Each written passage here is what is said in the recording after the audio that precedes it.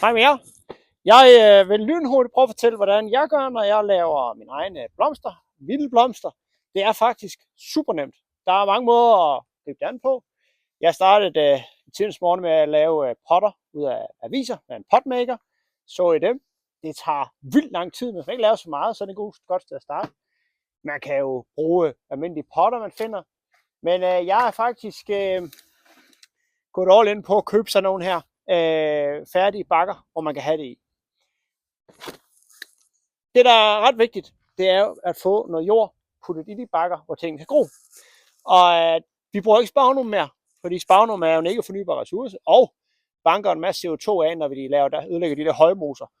Så jeg har fundet noget rigtig godt, jeg synes er godt, i Hjem & Fix, en plantesæk, som er spagnumsfri.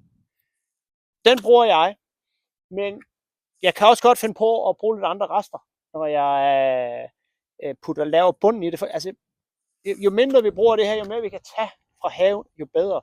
Problemet er, hvis jeg tager jord herudefra og putter i en potte, så kan jeg ikke styre, hvad der spirer.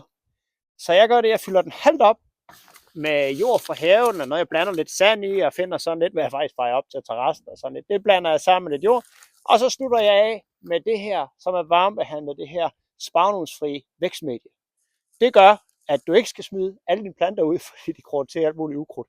Jeg taler af erfaring. Det er rigtig træls, når man har brugt lang tid på det. Særligt, når man har lavet 200 potter med potmaker. Det har jeg prøvet, så lad være med det. Og resultatet er jo, at vi kan lave sådan nogle kæmpe flotte planter her på et år. Det her det er fra sidste sæson. Det er en dagprakstjerne, som jeg ikke lige har fået plantet ud. Det skal det nok blive.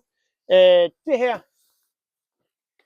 det er kællingetand. De små, der er på vej op der, dem har jeg sået her til vinter. Og det er faktisk rigtig fint at så om vinteren. Nogle skal faktisk sås om vinteren og have frost og sådan noget for at udvikle sig. For eksempel lyden skjalder, som jeg har, som er en græssnylter, som jo er rigtig spændende faktisk for os, der har meget græs i haven. Og frø.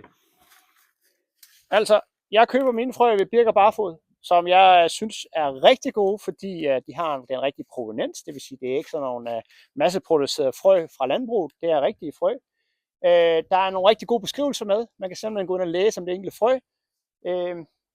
Så det er dem, jeg bruger.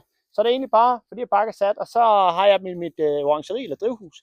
Så går det rigtig stærkt her om vinteren i hvert fald, men de kan sagtens stå, som de gør herude med mig, på terrasserne også, og gøre klar, og så kan de blive plantet ud, og så har man en fantastisk nem måde at lave sine egne planter på.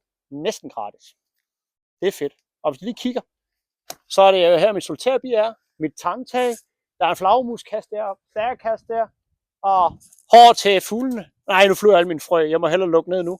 Men stil spørgsmål for guds skyld. Tak.